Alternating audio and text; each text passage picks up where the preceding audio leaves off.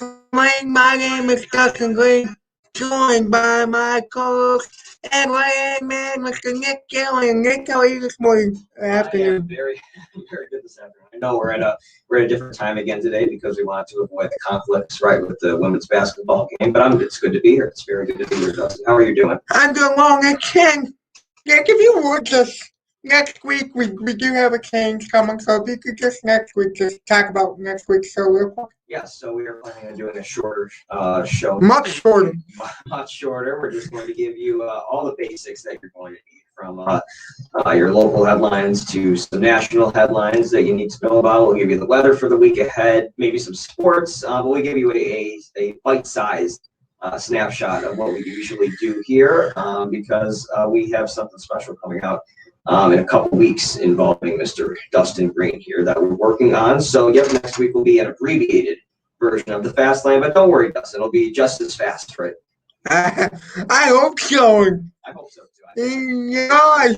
I wasn't going to say this, but this week's show looks like it's going to be real fast. Yes. Why don't we get started here? Why don't you tell us what's going on around here in our St. Bonaventure community, Dustin? Well, showing at first haven't paid housing deposit yet. No worries, the deadline to pay the $200 was extended to March 1st. This according to an email sent to students last week. Nick, over to you. All right, so as you prepare for the week also, we have important information and a weekly update to students. The COVID-19 task force here on St. Bonaventure's campus said pool testing compliance fell to 74% this week. That's down from 96% from last week. Just last week, this task force urged students to comply with pool testing. Results will guide further decisions regarding COVID-19 restrictions here on campus. The update also said, we're left to wonder if we missed any positive cases. Students who fail to take part in the testing will be considered in violation of the community compact. And the school will continue pool testing from 10 p.m. to 1 p.m. on Monday. 10 a.m., folks. 10 a.m. to 1 p.m., excuse me. Yeah, 10 p.m. will be a little bit late, Dustin. Yeah, just a little bit, Nick. Students are now able to attend outdoor sporting events like baseball and lacrosse. These changes do not include indoor sports, that includes tomorrow's final men's basketball game with Dayton. Mask wearing and social distancing will be enforced. This is all according to the Week 5 COVID update we just referred to. Registered voters in Salamanca School District will take the polls on March 16th. Acquisition of 3 properties totaling $200,000 are on the ballot on March 16th. A 4th property is on the ballot to be leased by the Senate and Nation. No tax increase is expected from the purchases. Property is expected to be used in future construction projects. All right, so the city of Olean budget talks are going to start on Tuesday. William Aleo has proposed a $20.6 billion budget to the Olean Common Council. A 1.31% tax increase is also expected in the proposed budget. A 2% water increase, the first in 2 years, is also included in the budget. No layoffs are to be expected in the near future. One part-time human resources manager position was also included in the proposal from the mayor. And meetings are going to take place virtually due to COVID-19. This information comes from the Olean Times-Herald. So the Chamber of Commerce in Greater Olean is planning the return of Strolian and Gus Macker this summer. Events were canceled this year due to COVID-19, or last year, I should say. The Strolians are June 4th, August 13th, and October 1st. And Gus Macker will be June 4th through 6th. Most games will be played June 5th and 6th, again, per the Olean Times-Herald. Dustin, why don't you tell us about what's going on with Governor Cuomo here?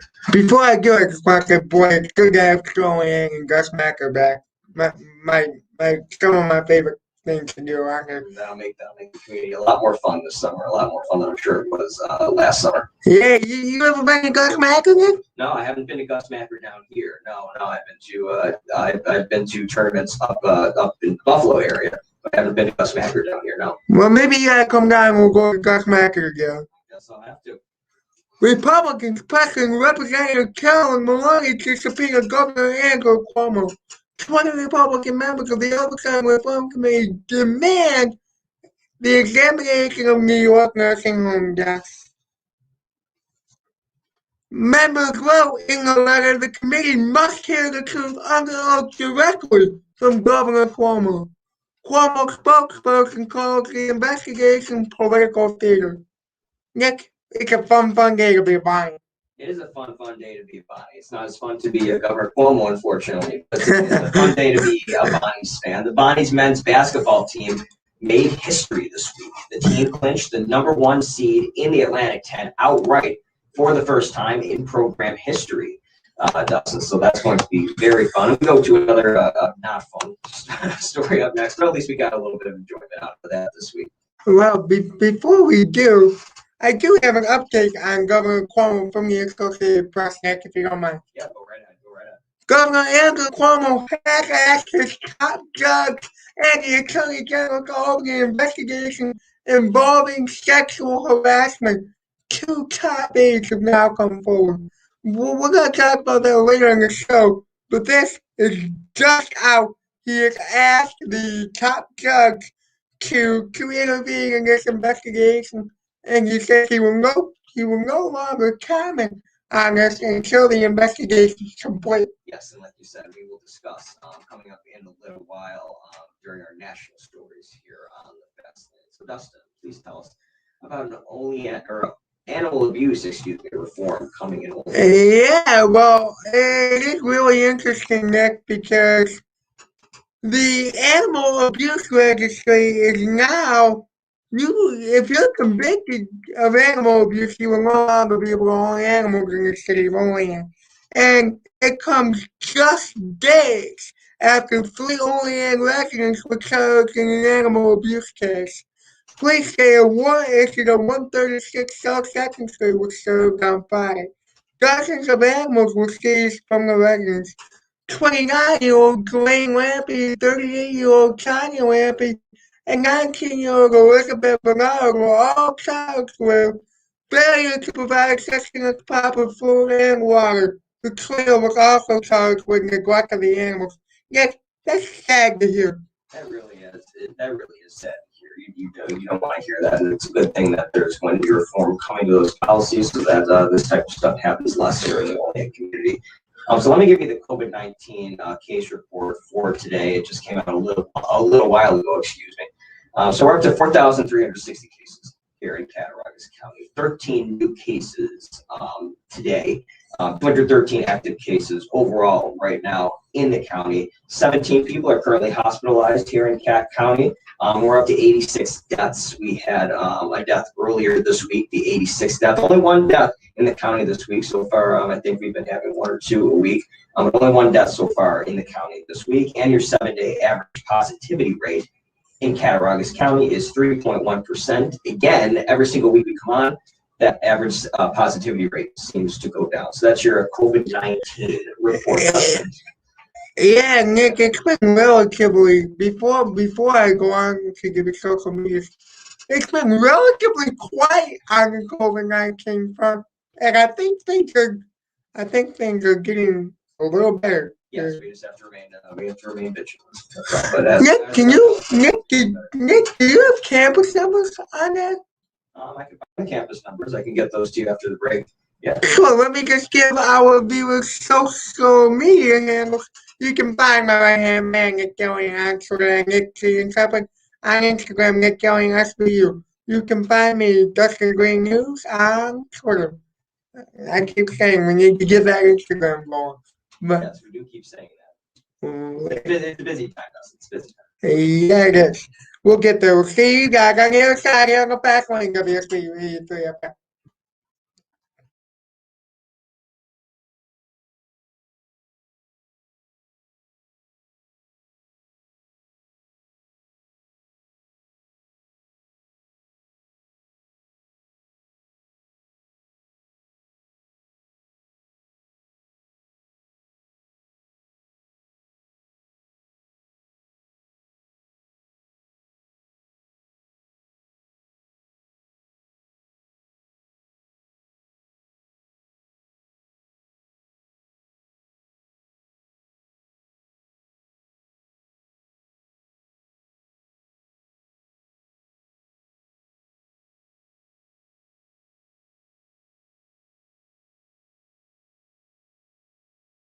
You 88.3 FM, St. Bonaventure, it's a fast one, Dustin, great, Nic Gelyon here with you. Nic, do you have a campus update for us? Yes, I do. So on campus right now, according to the campus, there's 40 positive cases here on campus.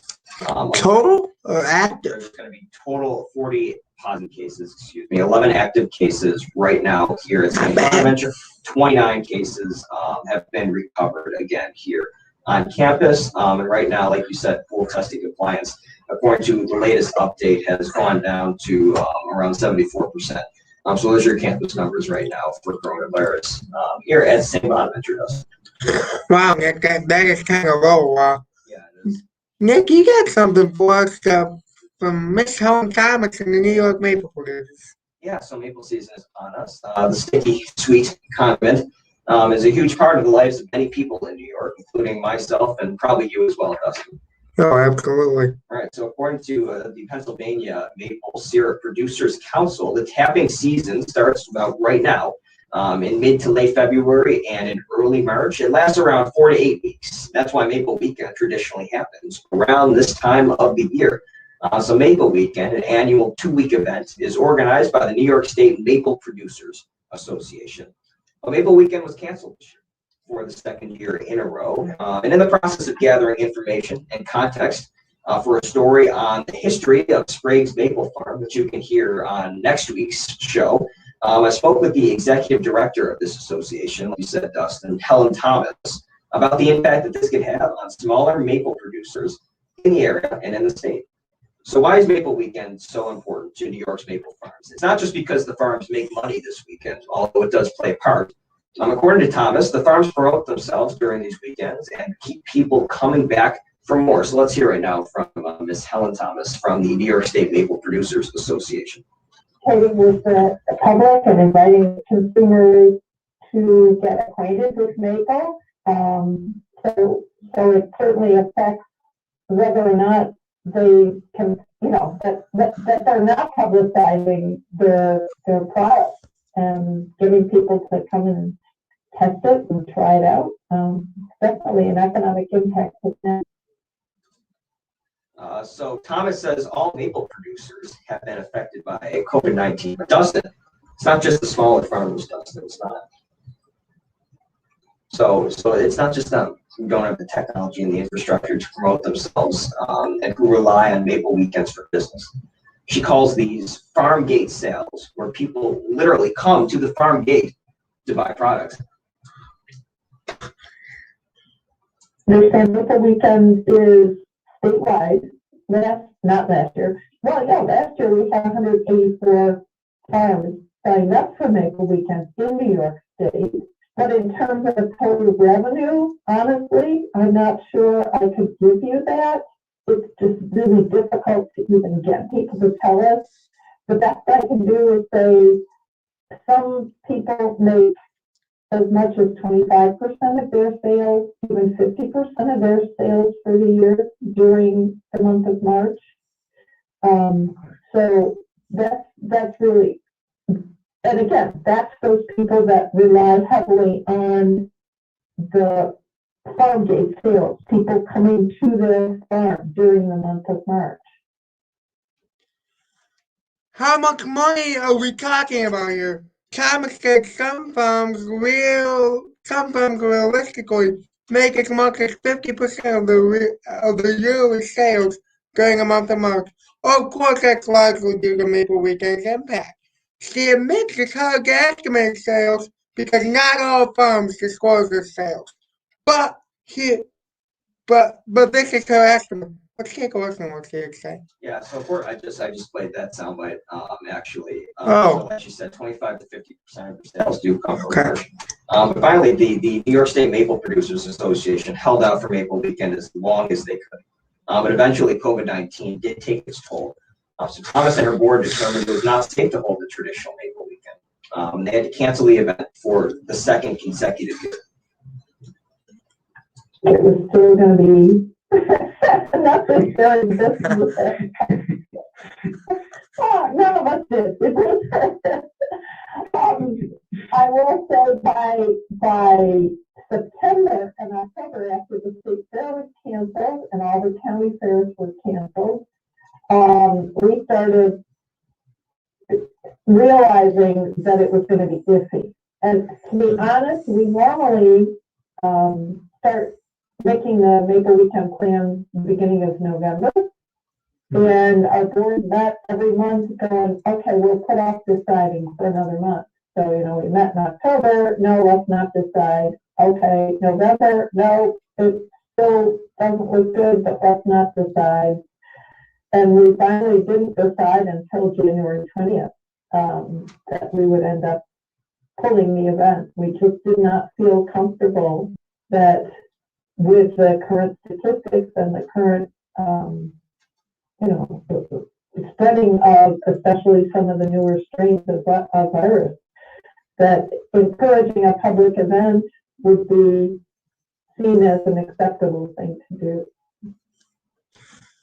New York State Maple Farms will not be putting on organized event this year, but some will still be for sale at the state's Maple Farms.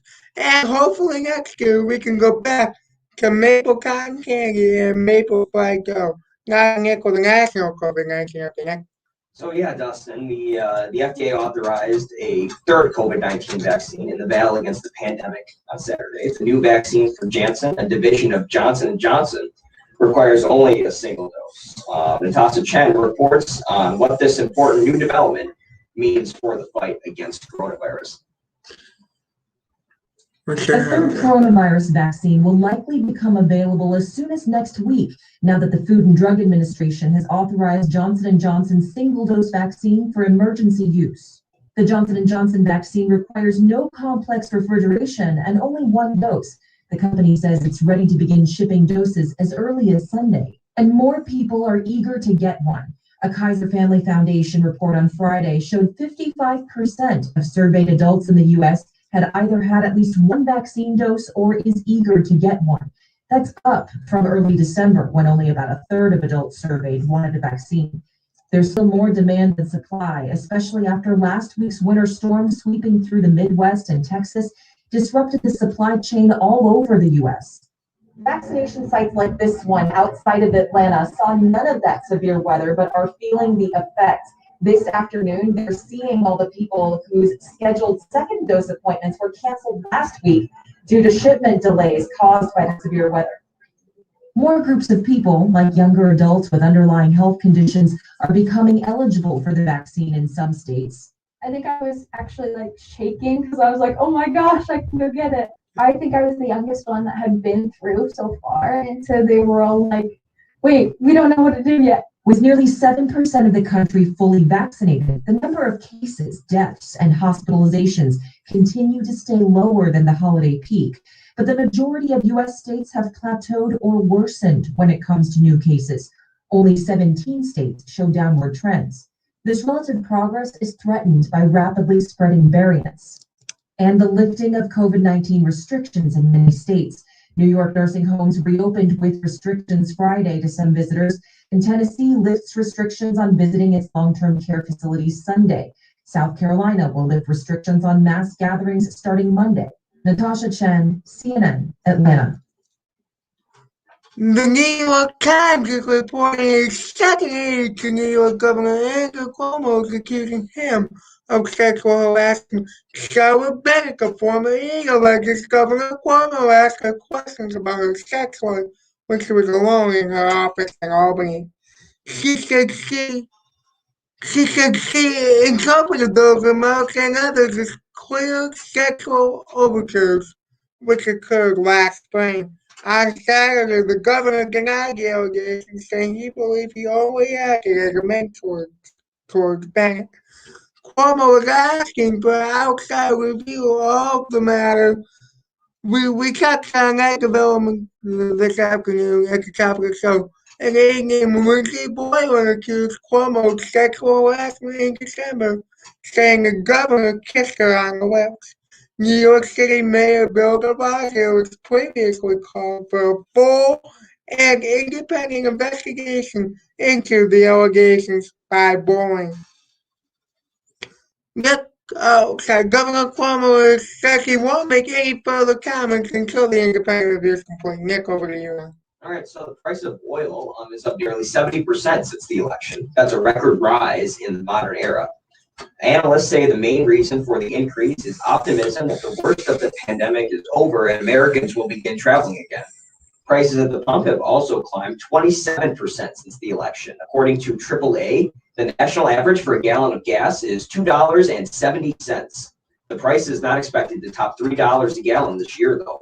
There is concern that if prices get too high for gas, it might slow the expected economic recovery. Now to Dustin with some good news for the economy. Not that, but he has some other good news for the economy here. Some very good news for the economy. American consumer spending jumped in January thanks to stimulus checks. Consumer spending increased by 2.4% last month, the biggest jump since June. And income rose 10% in January, the biggest increase since April of last year. Still, spending rose slightly less than economists predicted and is below pre-pandemic levels.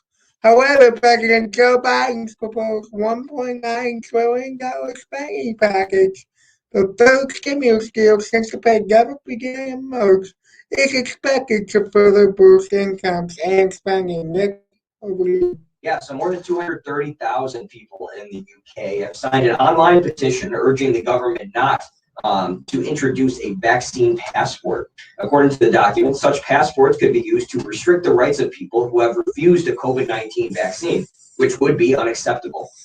Prime Minister Boris Johnson said on Tuesday that the UK would review scientific and ethical questions surrounding the use of those passports. Any petition that surpasses 100,000 signatures must be considered for debate in the House of Commons, second chamber over in the UK.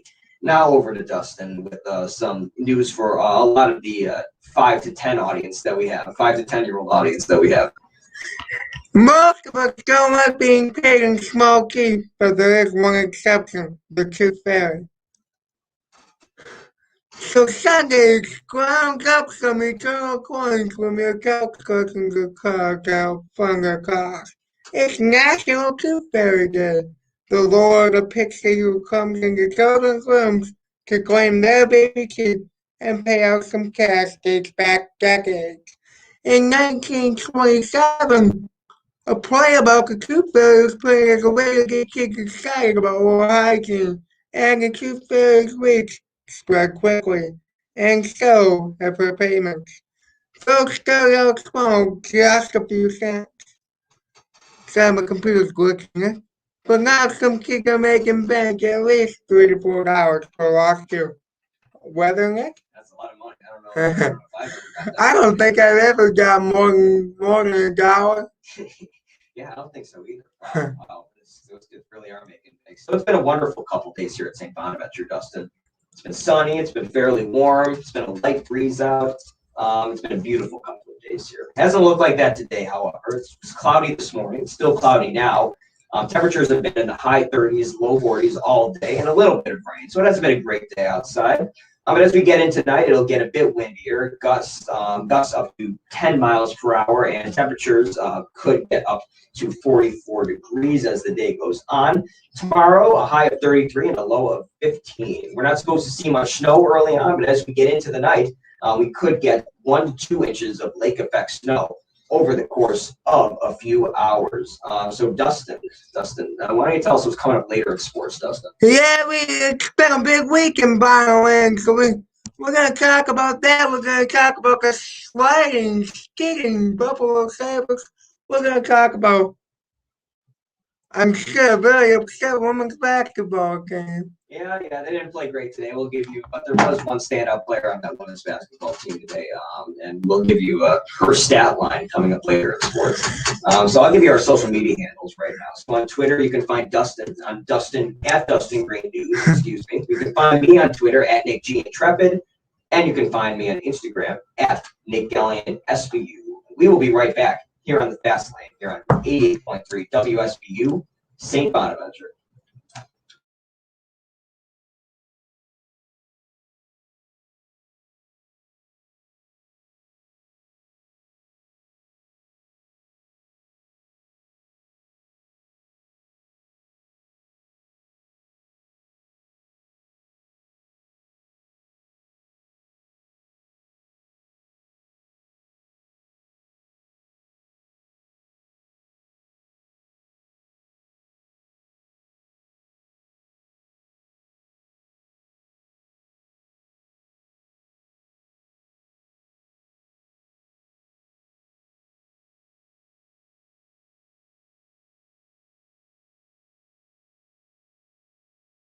men's basketball tournament starts Thursday. The number one Bonnies await a winner of the 8th and 9th seed game. Final plays Friday at 11 a.m. in Richmond. The Buffalo Sabres continue to struggle. Their record dropped 6 wins, 9 losses, and 3 ties. The Sabres lost to the Philadelphia Flyers 3-0 last night. They are on the edge now playing Philadelphia. I'll get a score for you in a second. Nick, can you talk about Tiger Woods? Yeah, of course. Tiger Woods suffered significant crash injuries after a Tuesday rollover. Woods underwent surgery to repair injuries to his legs. So Woods reportedly was en route to golf with Saints quarterback Drew Brees before a photo shoot on Sunday. Fellow PGA golfers wore red shirts and black pants during the final round of the WGC Workday Championship to honor Tiger Woods. Dustin, please tell us how the final result went of today's women's basketball game and when they'll be playing next. Well, before I do, with 2 minutes and 6 seconds remaining in the second period, the Buffalo Sabres down 3-0. The Philadelphia Flyers. Nick, not a good day for Rough Cruiser and the Buffalo Sabres. No, I haven't had a ton of great days. Sorry, Dustin. Not a ton of great days. At this point, it looks like they will be 6-10 and 3 by the end of this one. So now I'll give you an update, Nick, on our women's body team, who will not be the number one seed in the Atlantic 10 tournament. The Bonaventure women's basketball team lost 60-57 against St. Joseph's on Friday. First of all, we should mention that, Nick. That was a great game. Looked like the Lions were going to have that one. Yeah, they lost it right at the end. Dustin. Yeah, they did. Troy Harris just narrowly missing a 3 to the left of the bucket. The Lady Lions just finished a little while ago against LaSalle, losing 77-51. Troy Harris was off from the field, scoring 19 points and scoring 9 for 19 from the field. She also had 12 rebounds. The same could not be said, however, for the rest of today's players, Nick. Yeah, no, and the Bunnies look ahead to the Atlantic 10 tournament, right, Dustin? The seed in the tournament will be determined later today when all of the women's games in the Atlantic 10 are finished. What we do know now is that they will be locked into either the 12th or the 13th seed. We'll see who they play today. Could fall anywhere between the 8th and the 12th seed. But the Bonnies will also be locked into play at 1 p.m. on March 9th. That will be the next time you see the St. Bonaventure women's basketball team, Dustin. And that means that it's going to be a big week for Nic Gelyon and I here at WSBU. Yes, it's always a big week here for us when the March Madness tournament comes around, the Atlantic 10 tournament comes around. Selection Sunday will be March 14th, and the Atlantic 10 tournament is going to start on Wednesday, March 6th, and go until Friday, March 8th, where hopefully you see the Bonnies in that semifinal game looking to go to Dayton the next week, Dustin. Yeah, and we do got some big stuff in our look. Stay tuned because I know we've been teasing this for the last couple of weeks. If you want to find out what it is, next Saturday, 1 p.m., find out access. And your weekend, Nic Gelyon, what we have. So the Greater Olean Area Chamber of Commerce is going to hold Tuesday from 12 to 6. Oh, going to hold Market Tuesday, I'm sorry. Okay, gotcha. So they're going to hold that from 12 p.m. to 6 p.m. At Canticle Farms. You can go check out that. You can probably get some vegetables. Yeah, that kind of, I thought I put marketing. No, you're fine. So maybe I'll check it out. Maybe I'll get some fresh food. That is every Tuesday, folks, from noon till 6 at the Canticle Farms on the South 9 Mile. Check it out. All right, so the Southern Tier Healthcare Center is also holding bi-weekly blood drives. The drives will be held Wednesday at 11 to 6. Okay, so that's going to be every other Wednesday. Is that correct, Dustin, from 11 to 6? Your first and third. Well, it's, from what I gather, it's this Wednesday from 11 to 6, but it's the first and third. I don't know if it's the first and third Wednesday, 11 to 6. I do know it's the first and third Wednesday of the month, though. All right. Appointments can be made on the Chamber of Commerce website, or you could call 716-372-0614. Dustin, there's a fundraiser going on at the Palmer Opera House this week, right? Yeah, the Palmer Opera House is holding a chili fundraiser Saturday from 10 to 2 until sold out. All right, beautiful. Why don't we get a final look at the weather? Yeah, Nick, what's your final look at the weather? So let's take a look at the forecast for the week as we close out Here. the show here. Another relatively warm week at St. Bonaventure. Just like last week, it's expected to warm up here in Greater Olean. We could even reach 50 degrees come Wednesday. Temperatures will fall again later in the week, but not much is going to be expected in precipitation this week, Dustin. Thursday is going to have a high of 40, a low of 17. It's going to be a little windy. Winds could get up to 10 miles per hour. And on Friday, we're going to see a high of 28, a low of 20, and possibly up to an inch of snow Friday night into Saturday morning. So plan accordingly. So that will probably be the last time we get significant snow here at St. Bonaventure after tomorrow night, and tomorrow afternoon into tomorrow night, I should say, when we can expect possibly 1 to 2 inches of snow here in the St. Bonaventure region. That's not even real significant, Nick. No, so we're not getting much much snow. this week, Dustin. We're not getting too much precipitation. Not like last week when we got a whole bunch dumped on us. Sounds like we might perhaps be on the other side of this warm weather, Nick. Yeah, it looks like it. It looks like it's going to warm up again, just like last week. It's go right down. And of course, all of our weather reports come from AccuWeather. All right. Well, Nic Gelyon, this was a short show, but That was a short show, but I think we said all that we need to say. So, Dustin, so we thought you were good to find me on Twitter, Dustin, if you ever wanted to see me and what I do on Twitter. So you can find me on @NicGintrepid on Twitter, on Instagram. no, Nick, Or I'm at sorry. @NicGintrepid. I said NicGintrepid, right? At NicGintrepid on Twitter, @Nic Gelyon SBU on Instagram. You can find Dustin @Dustin Green News on Twitter. So, Dustin, why don't you tell the people where they can find our station manager, our news director, and the station in general on social media? Sure, I'll start with the news director, Cassidy Kebab, as you can find on Twitter @Cassidy Kebab, and on Instagram @Cassidy.Kebab. Our lovely simulcast producer and station manager, Tom, said, Glad you included the second part. huh? Nothing. I said I'm glad you included the second part. Yes. Our site is exclusively our yes. Yeah. You can find him on Twitter Tom Said, and on Instagram @Tom_Said. Tom, before we go, I'm going to say this on air once again. Thank you for doing a great job, as always, with what you do out there. And on Twitter @WSBU, Instagram @TheBars_WSBU. And let's tell people where they can also find our news station as Yeah. well. You can find Bonaventure News on Twitter. And that Twitter handle is going to be @Bana_news. So you can follow the news department for all your latest updates. You can find Cassidy's Tuesday, Thursday show on there as well. I'll link to that on Instagram Live. And for those of you who were not with us at the top of the show, we got a little bit of a different schedule next week. Yes, we do. So we are going to be on a little bit shorter next week, a little bit more concise, kind of like this week, right? I actually didn't mind this week.